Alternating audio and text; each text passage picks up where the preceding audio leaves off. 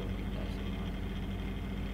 Selamat malam mahasiswa dan mahasiswi, mahasiswa dan mahasiswi Universitas Telkom Semarang dan sekitarnya. Selamat ucapkan terima kasih. Perkenalkan, nama saya Pak Eka Satria Wibawa, pengampu mata kuliah hukum pajak ya. Dalam mata kuliah hari ini nanti kita akan belajar yaitu tentang sistem pajak dan komponen struktural dalam pajak. Baik, dalam mata kuliah hari ini nanti kita akan pelajari bersama-sama. Baik, sebelum kita mulai perkuliahan hari ini, kita berdoa dahulu. Semoga kita diberi kemudahan dan kelancaran menjalani. Berdoa dimulai. Alhamdulillah Rabbil Alamin, wassalatu wassalam ala alihi washabihi wa barik wasallam. Segala puji syukur kita panjatkan kepada Gusti Allah SWT sehingga kita bisa bertemu kembali dalam mata kuliah hari ini ya, mata kuliah hukum pajak.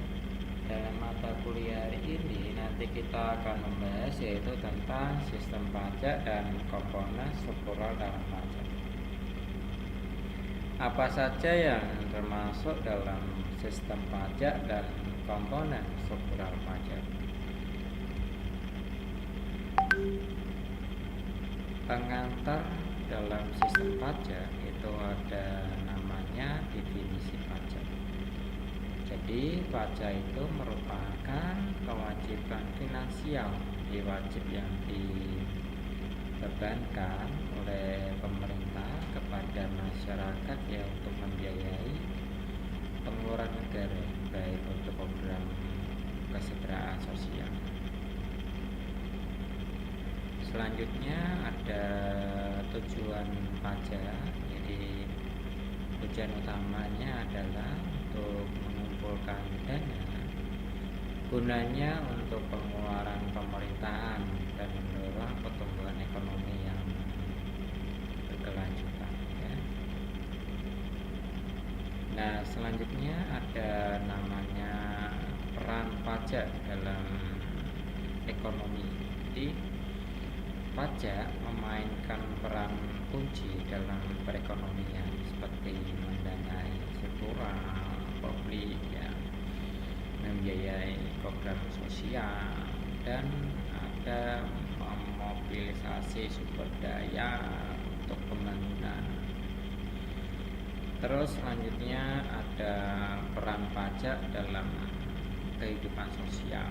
Jadi pajak juga berfungsi untuk mewujudkan keadilan sosial, untuk mengurangi kesenjangan pendapatan dan mendukung program kesejahteraan masyarakat. Jadi dalam pemahaman yang mendalam tentang pajak, itu tujuannya, perannya itu dalam kehidupan ekonomi sosial, menjadi dasar penting dalam membangun sistem pajak yang efektif dan adil ya, contohnya seperti itu.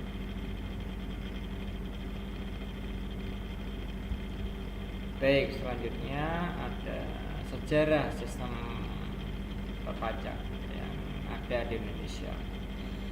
Jadi pada masa kolonial, di penerapan sistem pajak itu dengan fokus pada ekstraksi sumber daya dari Indonesia untuk kepentingan Belanda.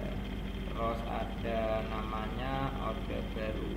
Jadi penerapan sistem pajak yang lebih struktural, namun masih terdapat celah untuk dalam penggelapan pajak ya.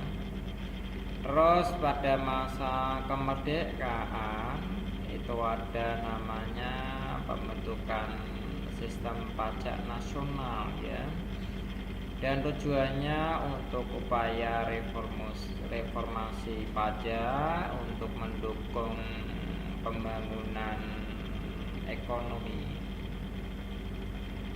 Selanjutnya ada namanya reformasi, yaitu berbagai upaya perbaikan sistem pajak seperti penyederhanaan tarif, perluasan basis data, peningkatan kepatuhan wajib pajak ya. Sampai saat ini penerapan sistem pajak lebih modernnya dan digital serta penguatan kapasitas administrasi pajak.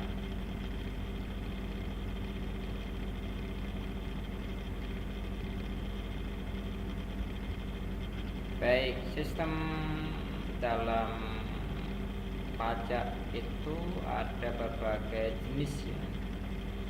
Ada jenis-jenis pajak yang berlaku di Indonesia. Contohnya apa? Pajak penghasilan atau istilahnya PPh. Itu pajak yang dikenakan atas penghasilan yang diterima atau yang diperoleh oleh orang-orang pribadi atau badan usaha. Terus ada namanya pajak pertambahan nilai atau namanya PPN. Jadi pajak yang dikenakan atas konsumsi barang dan jasa ya, setiap tahap produksinya dan distribusinya. Terus ada namanya pajak daerah. Jadi pajak yang dipungut ya oleh pemerintah daerah seperti pajak kendaraan bermotor ya, pajak bumi dan bangunan ya. Ada biaya peroleh hak tanah dan bangunan, itu masuknya di dalam pajak daerah. Jadi pajak itu merupakan jenis utama bagi negara ya, dalam negara dan daerah, sehingga pemahaman tentang jenis pajak di Indonesia itu sangatlah penting bagi wajib pajak. Kadang kita tidak lupa selalu menjalankan namanya kewajiban sebagai wajib pajak, yang namanya melaporkan pajak penghasilannya kita ya. Kalau kita sudah terdaftar sebagai wajib pajak ya, kita harus melaporkan pajak penghasilan kita.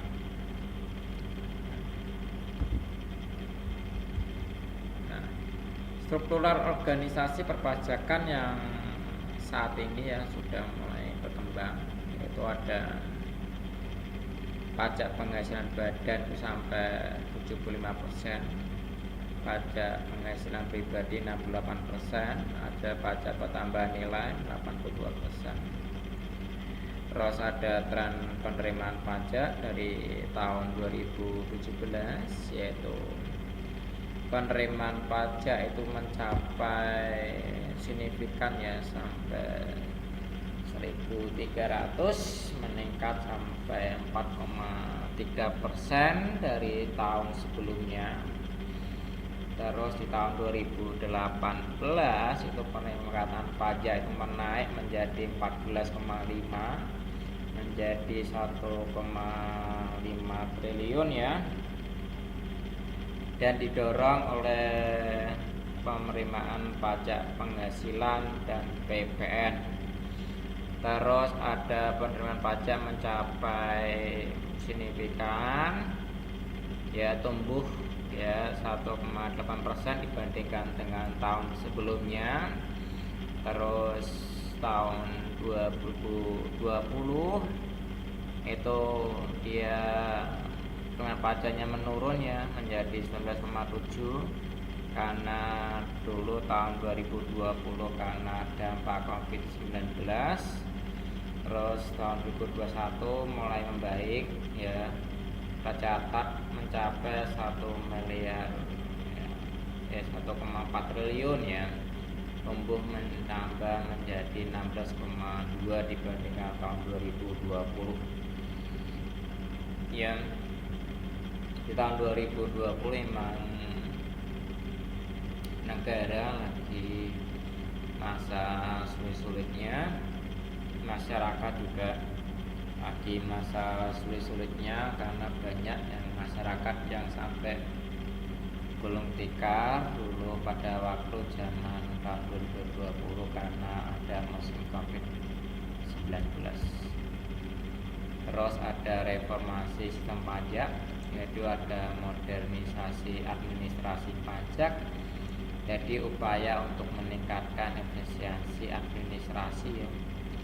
Jadi perpajakan melalui penggunaan teknologi informasi, penyederhanaan produser ya, prosedur, ada standarisasi proses bisnis, ada perluasan basis pajak ya, di upaya pajak untuk meningkatkan cakupan wajib pajak dengan memperluas basis wajib pajak ya, seperti dengan program amnesti pajak dan kebijakan perpajakan yang lebih komprehensif. Terus ada peningkatan kepatuhan pajak ya, upaya untuk meningkatkan kepatuhan wajib pajak melalui peningkatan penegakan hukum yang lebih tegas, pelayanannya lebih baik ya.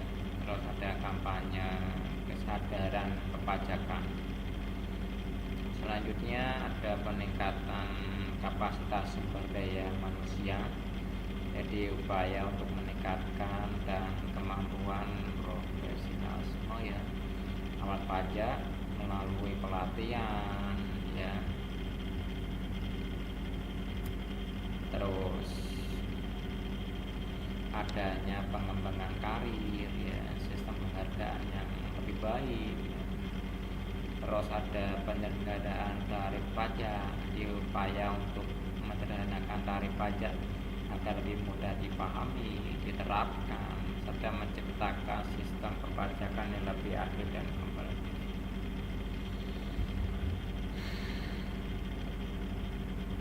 Sejarah sistem perpajakan yang berlaku di Indonesia tadi dalam masa kolonial, di sistem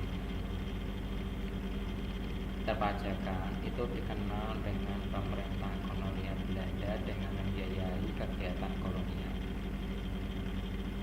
Terus tahun 1848 itu diberlakukan undang-undang pajak penghasilan pertama di Indonesia. Terus tahun 1925 dibentuklah Direktorat Jenderal Pajak untuk mengelola sistem perpajakan di Indonesia. Tahun 1984 adanya reformasi perpajakan, penerapan asesmen sistem imbang dan modernisasi administrasi perpajakan. Tahun 2007 diberlakukan Undang-Undang Ketentuan Umum dan Tata Cara Perpajakan ya, berdasarkan KUP yang baru sampai saat ini. Terus ada penerapan pajak penghasilan dari pajak penghasilan nilai untuk perdagangan maupun elektronik. Di dulu sejarahnya perpajakan di Indonesia seperti ini ya, mahasiswa dan mahasiswi. Sekarang ini perpajakan di Indonesia ini sekarang sudah menjadi lebih baik ya, sudah jadi baiklah karena perkembangan teknologi juga ya. Terus pajak juga berjalan dengan sangat baik ya. Terus dalam perbaikan jalan ya, terus untuk sosial, pendidikan, itu semua dari pajak ya. Nah, tantangan dan strategi ya perlu kita ketahui. Jadi ada tantangan dalam mengimplementasikan sistem pajak yang kompleks dan seringkali berubah-ubah. serta memastikan kepatuhan wajib pajak. Nah, adanya minimnya kesadaran wajib pajak. Nah, di sini wajib pajak itu kadang minim, ya, kurang memahami apa itu tentang kesadaran wajib pajak. Kurangnya pemahaman wajib pajak tentang kewajiban dan manfaat membayar pajak, dan dapat berdampak pada tingkat kepatuhan. Terus adanya administrasi pajak yang tidak efisien di masalah dalam proses pengumpulan, pengolahan, verifikasi data pajak yang dapat menghambat kinerja sistem pajak. Terus adanya kebocoran dan pemindahan pajak, ada praktek pemindahan dan penyelundupan pajak yang merugikan penerimaan negara serta tantangan dalam mengatasinya. Terus adanya keterbatasan sumber daya, kekurangan anggaran, infrastruktur, sumber daya manusia yang memadai untuk mengelola sistem perpajakan yang lebih efektif. Nah, jenis-jenis pajak yang ada di Indonesia itu ada pajak penghasilan, ya, terus ada pajak pertambahan nilai, ada pajak pemindahan bangunan atau PPB, ya, ada biaya materai dan pajak daerah. Kalau PPA itu yang pajak yang dikenakan atas penghasilan yang diterima atau diperoleh oleh orang pribadi maupun badan usaha. Nah, kalau PPN itu pajak yang dikenakan atas setiap pertambahan nilai dari barang atau jasa, dasar jalur produksi, ya, atau distribusi. Pajak bumi dan bangunan atau PBB, pajak yang dikenakan atas kepemilikan atau pemanfaatan tanah dan bangunan. Terus ada biaya materai, pajak yang dikenakan atas dokumen tertentu seperti surat perjanjian, nota, dan lain-lain. Ada pajak daerah, berbagai jenis daerah yang dipungut oleh pemerintah daerah seperti pajak penghasilan kendaraan bermotor, pajak hiburan, dan lain-lain. Terus ada prospek sistem pajak di Indonesia, digitalisasi administrasi, ya, itu meningkatkan efisiensi transparan, ya, melalui teknologi. Ada kepatuhan wajib pajak untuk memperkuat edukasi layanan, meningkatkan kepatuhan. Selanjutnya ada perluasan tax base, ya, untuk mengidentifikasi dan menjangkau sektor-sektor yang belum optimal. Terus selanjutnya adanya reformasi tarif pajak. Jadi untuk meninjau kembali, ya, struktur tarif pajak yang meningkatkan daya saingnya. Nah, peran dalam pembangunan yaitu adanya persentase pajak terhadap pendapatan negara. Selanjutnya ada pembiayaan pembangunan seperti infrastruktur dari pajak. Terus pembiayaan belanja pemerintah dari pajak. Ada kontribusi pajak terhadap produk dan domestik, ya, itu dari perannya pajak. Reformasi sistem pajak yang perlu kita ketahui adanya penyederhanaan struktur tarif pajak. Jadi dalam upaya pemerintah menyederhanakan struktur tarif pajak dengan mengurangi jumlah wajib pajak, tarifnya disesuaikan dengan tarif yang lebih profesional. Yang kedua, perluasan basis pajak. Jadi upaya pemerintah untuk memperluas basis pajak dengan meningkatkan jumlah wajib pajak, terutama dari sektor-sektor ekonomi yang belum terjangkau yang secara optimal. Terus ada peningkatan kepatuhan wajib pajak untuk meningkatkan, ya, kepatuhan wajib pajak yang melalui sosialisasi, edukasi, dan implementasi pengawasan. Terus ada modernisasi administrasi perpajakan. Jadi upaya pemerintah untuk melakukan optimalisasi sistem aplikasi perpajakan termasuk pemanfaatan teknologi, informasi, dan digitalisasi proses perpajakan. Perbaikan iklim investasi, upaya pemerintah untuk memperbaiki iklim investasi termasuk melalui penyederhanaan peraturan perpajakan dan pemberian insentif bagi wajib pajak secara insentif.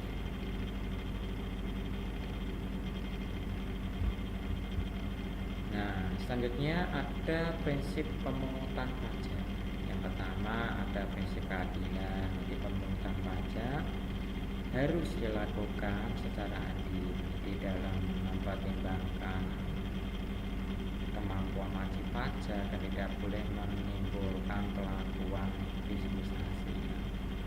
Terus ada prinsip kepastian hukum. Di pemungutan pajak harus dilakukan berdasarkan peraturan undang-undangan yang jelas. Tidak boleh terdapat penafsiran ganda yang dapat dilaksanakan secara konsisten. Terus ada prinsip kemudahan. Di pemungutan pajak harus dilakukan dengan memudahkan wajib pajak baik dalam pendaftaran, pelaporan maupun pembayaran. Ada prinsip efisiensi. Pemungutan pajak harus dilakukan dengan biaya minimal baik itu dari pemerintahan maupun dari wajib pajaknya. Terus ada prinsip akuntabilitas. Di pemungutan pajak harus dilakukan dengan transparan dan dapat dipertanggungjawabkan sehingga dapat meningkatkan kepercayaan masyarakat.